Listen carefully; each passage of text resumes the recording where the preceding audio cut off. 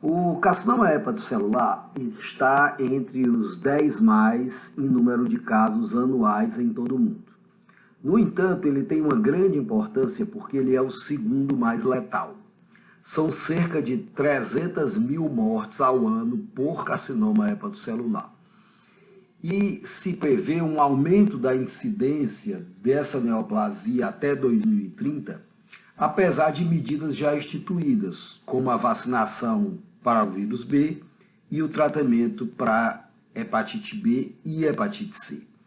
No entanto, a explosão da epidemia de NASH deve ser responsável pela manutenção do crescimento do carcinoma hepatocelular em todo o mundo, notadamente no Ocidente.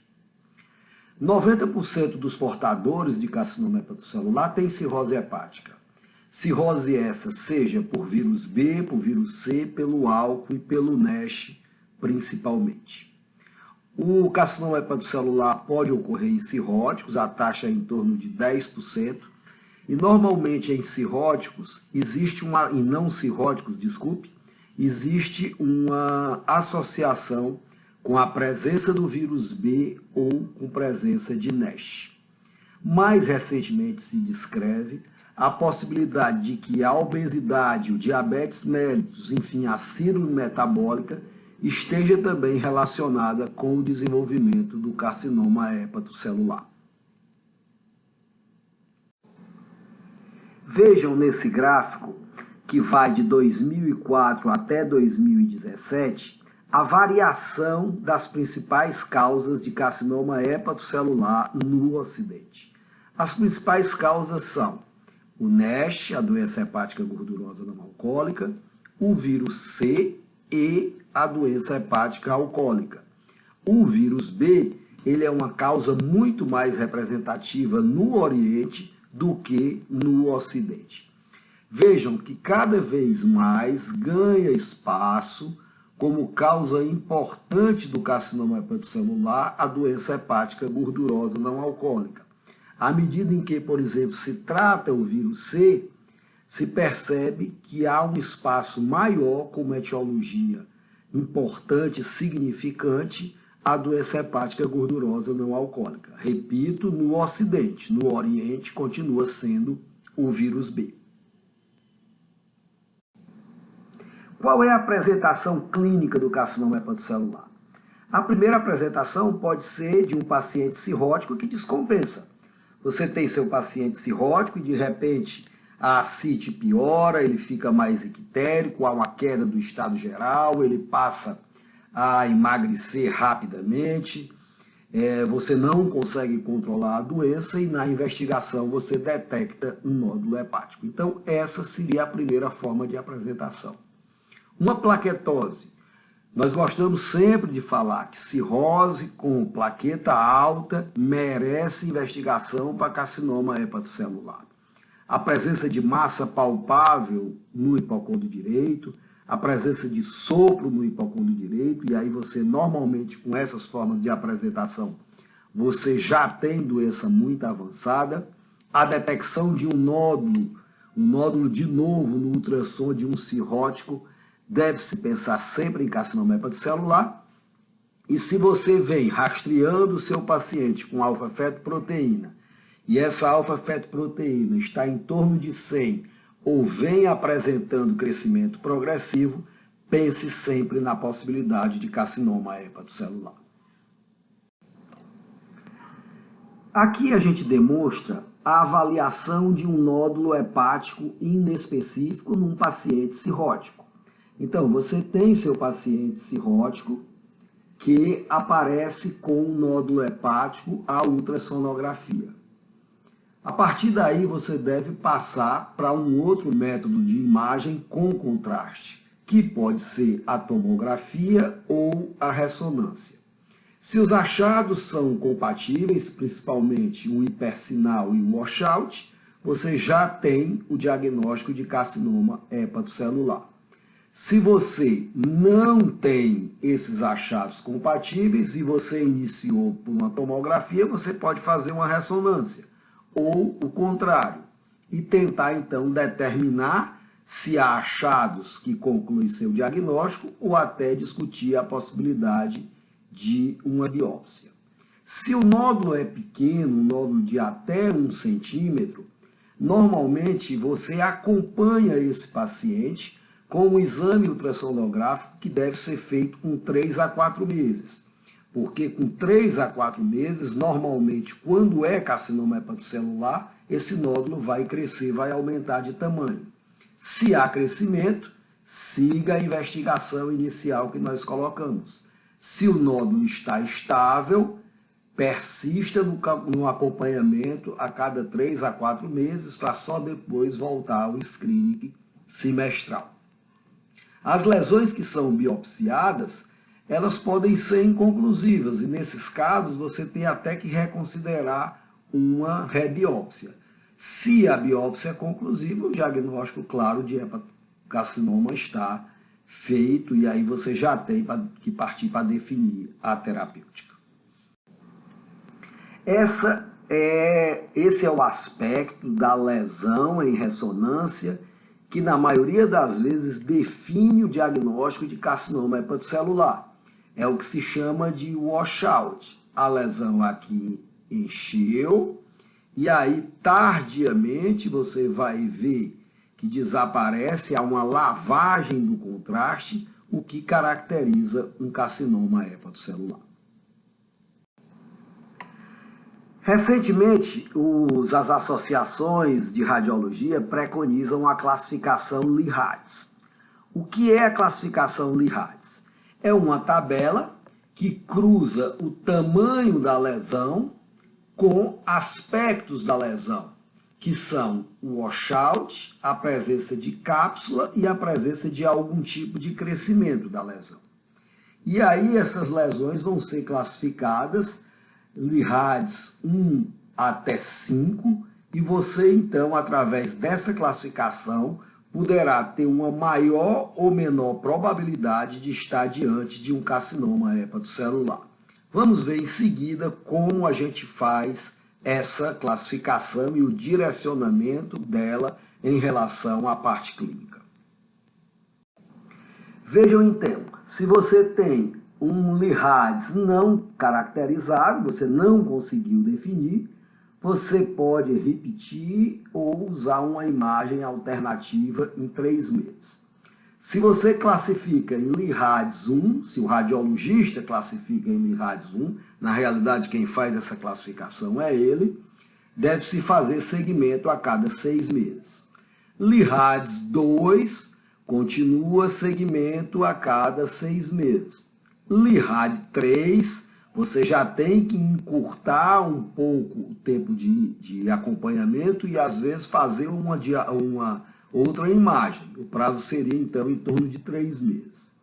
Se é Lee-Hades 4, provavelmente é um carcinoma hepatocelular e tem que ser discutido a repetição de uma outra imagem ou até biópsia para a patologia definir.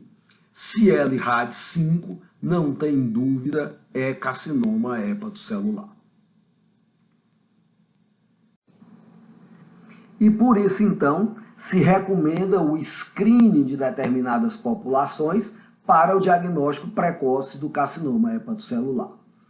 Pacientes com cirrose devem ser rastreados se cirrose por hepatite C, cirrose por hepatite B, cirrose por álcool, cirrose por NASH, colangite biliar primária em fase avançada, hemocromatose, deficiência de alfa-1 antitripsina e cirrose criptogênica. Então, praticamente, todos os pacientes com cirrose devem ser referenciados para algum tipo de screening.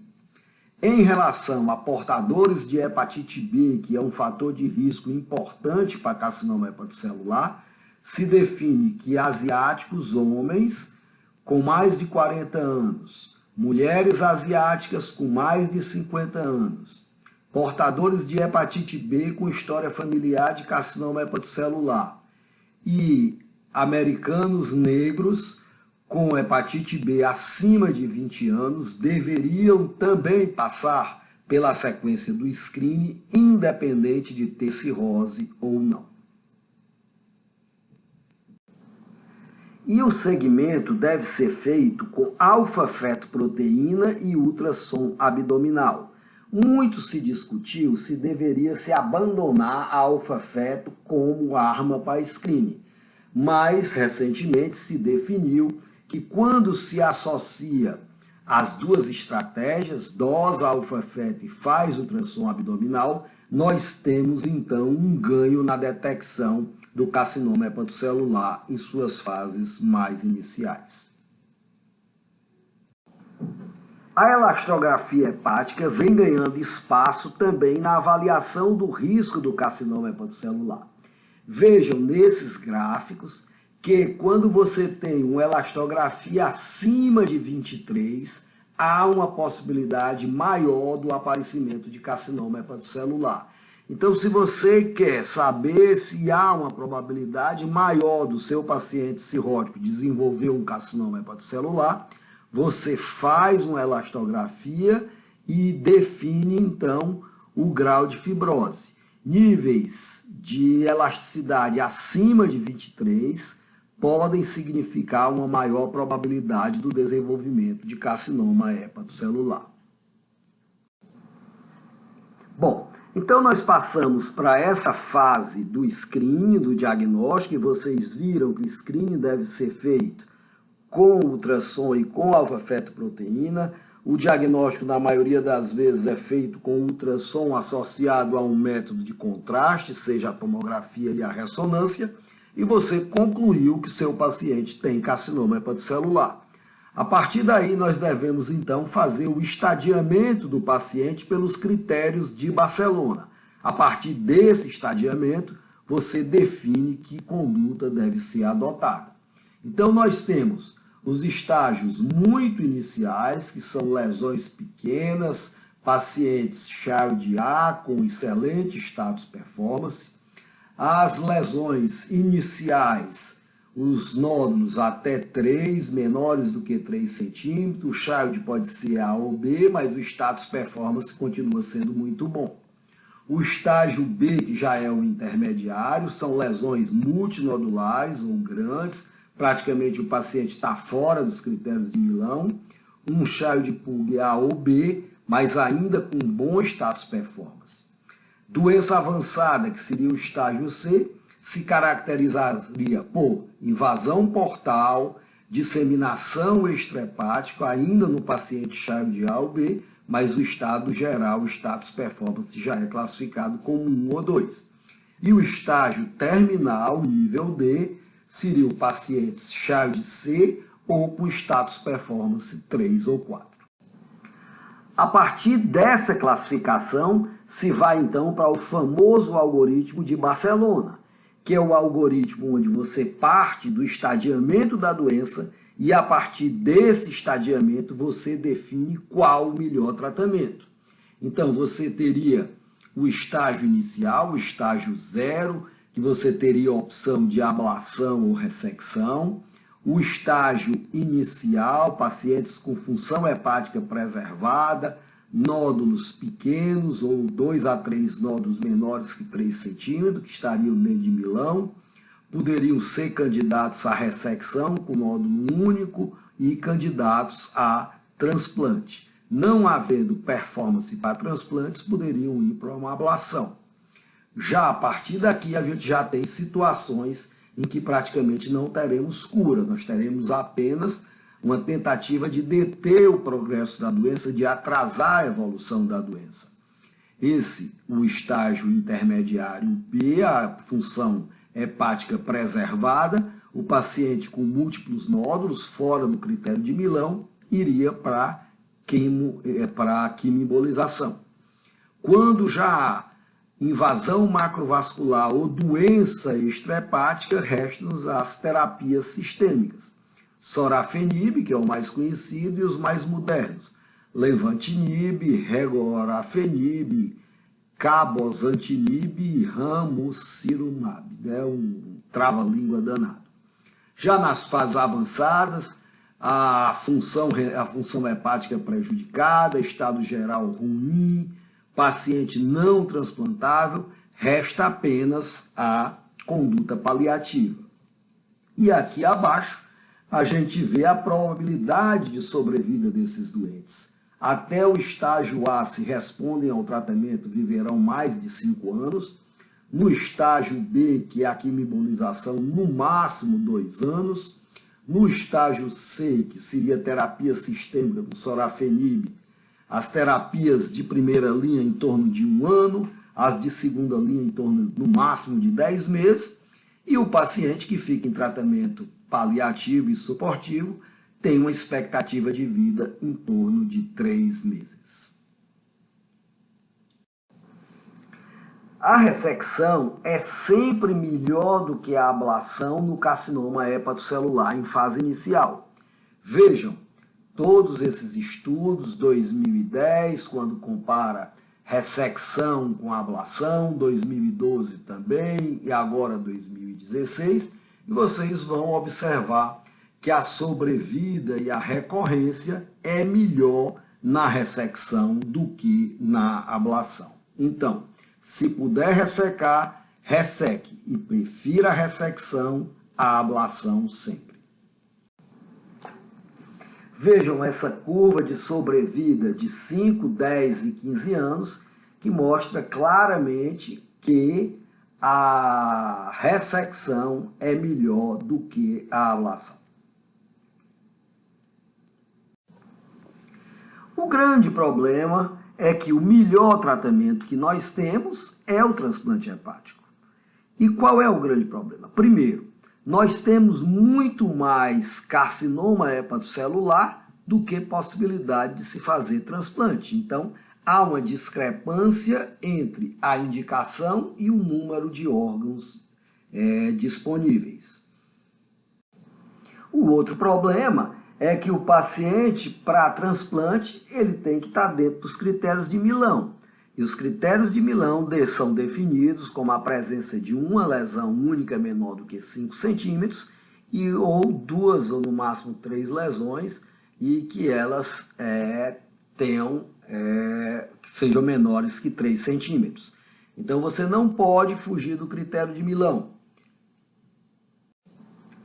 O valor da alfa-fetoproteína pré-transplante ou pré-indicação do transplante está relacionada à sobrevida. Vejam que os melhores pacientes são aqueles que têm alfa-fetoproteína abaixo de 100.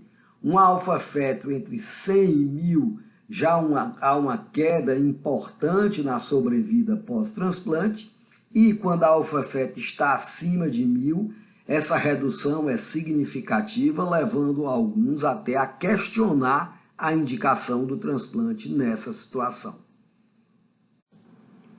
A escola americana, então, incluiu a alfa-feto, os níveis de alfa-feto, como critério de exclusão para o transplante.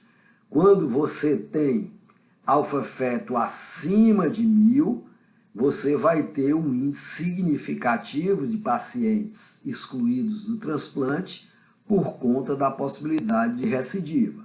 Então, foi definido que em pacientes com alfa-feto acima de 1000, para que ele seja transplantado, é necessário uma queda dessa alfa-feto a pelo menos abaixo de 500 após algum tipo de terapêutica loco-regional antes do transplante. Então, você tem alfa-feto acima de 1000, faz uma quimioembolização. Se ela caiu abaixo de 500, transplanta. Se não caiu abaixo de 500, não transplanta, porque a possibilidade de recidiva é muito alta.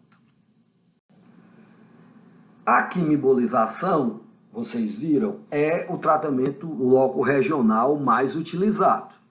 Acontece que a quimioembolização não pode ser feita em todos os pacientes cirróticos. Primeiro, o paciente deve ter um bom status performance, 0 ou 1 no máximo. Ele tem que ter uma bilirrubina menor que 3, um INR menor que 2 e uma plaqueta maior que 50.000. E é absolutamente contraindicado em pacientes cirróticos classe C, e eu diria que cirróticos Child B com algum tipo de descompensação também não devem passar por quimioembolização, e alguns advogam que a trombose da veia porta é uma contraindicação relativa. Vejam que a quimioembolização, ela altera a função hepática, então ela não é absolutamente inócua. Vejam essa curva de bilirrubina, esses gráficos de bilirrubina após a quimioembolização. A bilirrubina sobe. Quando a bilirrubina sobe, há uma alteração dos critérios de Child. Então, deve-se ter sempre em mente que paciente que passa por quimioembolização vai ter perda de função hepática. E nem todos aguentarão essa perda de função hepática. Uma outra dúvida é se valeria a pena fazer quimioembolização com sorafenib. Vocês veem aqui mostrando dois gráficos. O primeiro é o gráfico de sobrevida, que mostra que não há nenhum tipo de vantagem em se associar a quimioembolização à sorafenib. E se você não consegue ressecar, se você não consegue transplantar e se não é possível fazer quimioembolização, o que resta ao seu paciente? Então, vamos lá. Se o paciente é Child A ou B, com boa status performance, você poderia lançar mão das drogas sistêmicas, como sorafenib e levantinib. Quando há uma resposta satisfatória, mantém terapia. Se há progressão, você pode lançar mão das drogas de segunda linha. Se há intolerância, que é muito comum, também lança mão de drogas de segunda linha. Já o paciente que é Child C ou um Child B com alguma descompensação importante, resta apenas o tratamento paliativo. Alguns estudos do sorafenib, esse estudo SHARP foi o estudo de aprovação, vocês veem que a resposta no mundo ocidental não é nada brilhante. O paciente que usa sorafenib, ele passa de 8 meses de sobrevida para 10 meses e meio. Já no estudo oriental, eles passaram de 4 meses para 6 meses e meio. Lembrar que é uma droga extremamente cara e que é restrita para apenas alguns grupos de pacientes, notadamente os que têm função hepática preservada. Já o regorafenib, que é a droga de segunda linha, o sucedâneo do sorafenib, também não apresenta uma resposta tão brilhante. O Resostral, que é o estudo dele de lançamento, mostrou que os não tratados tiveram 8 meses de sobrevida, já com a droga tiveram em torno de 10 meses e meio. A alfa-fetoproteína deve ser usada como critério de resposta nas lesões avançadas. Então, é fundamental que aqueles pacientes que têm lesão avançada e que têm alfa-fetoproteína alta, que ela seja acompanhada, porque ela é um critério de resposta. Vejam que alfa-feto acima de 20, você deve esperar uma redução de 20% para poder caracterizar uma resposta efetiva. Se você não tem essa queda de 20% na alfa-feto inicial, provavelmente você não estará tendo resposta na sua terapêutica. O grande problema é que essas drogas só devem ser usadas em pacientes Child A com bom status performance. Vejam nesses trials, sorafenib, Child A ECOG abaixo de 2. Levantinib, Child A ECOG abaixo de 1. Regorafenib, Child A ECOG 1. Cabozantinib, Child A ECOG abaixo de 1. Ramucirumab, Child A ECOG abaixo de 1. E nivolumab, Child A ECOG abaixo de 1. Esse doente, na realidade, não existe na vida real. vai ser muito difícil a gente encontrar, e a gente percebe isso no dia a dia da enfermaria e dos ambulatórios, pacientes que sejam child A e pacientes que tenham status performance muito bom, que seriam os candidatos ideais para a utilização das drogas sistêmicas.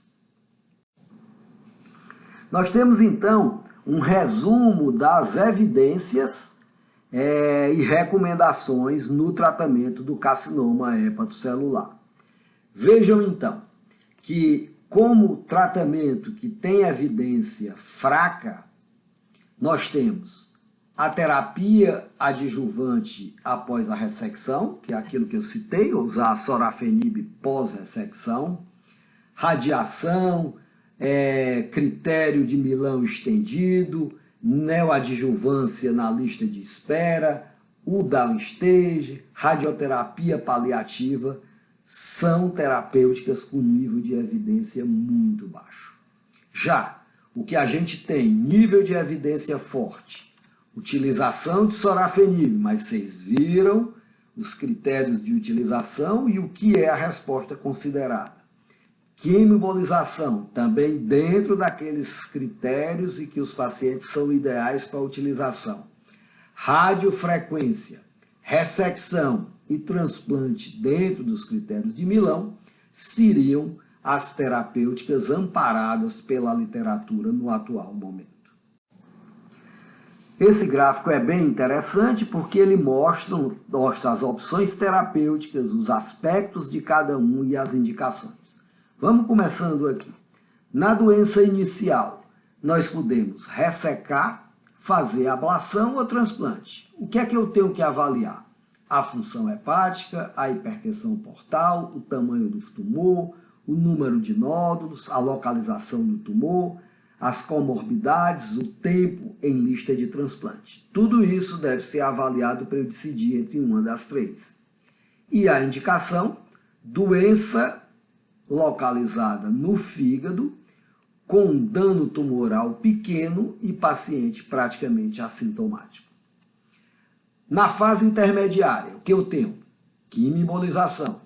Precisa avaliar função hepática, patência da veia porta, dano tumoral e doença associada.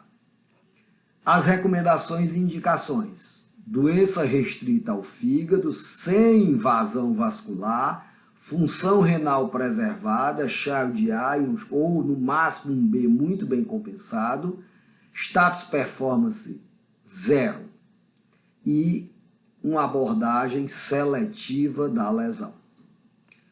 Doença avançada, possibilidade de sorafenib como primeira linha ou regorafenib. Para sorafenib, avalio função hepática, avalio comorbidade.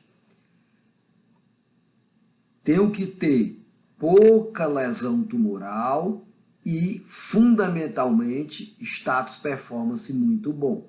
A mesma coisa com o regorafenib, que sequenciará aqueles pacientes que não conseguiram usar ou que tiveram má resposta ao sorafenib. E no estágio avançado ou terminal, resta o tratamento de suporte, tá? Principalmente naqueles doentes child B e child C, com ECOG 3, 4.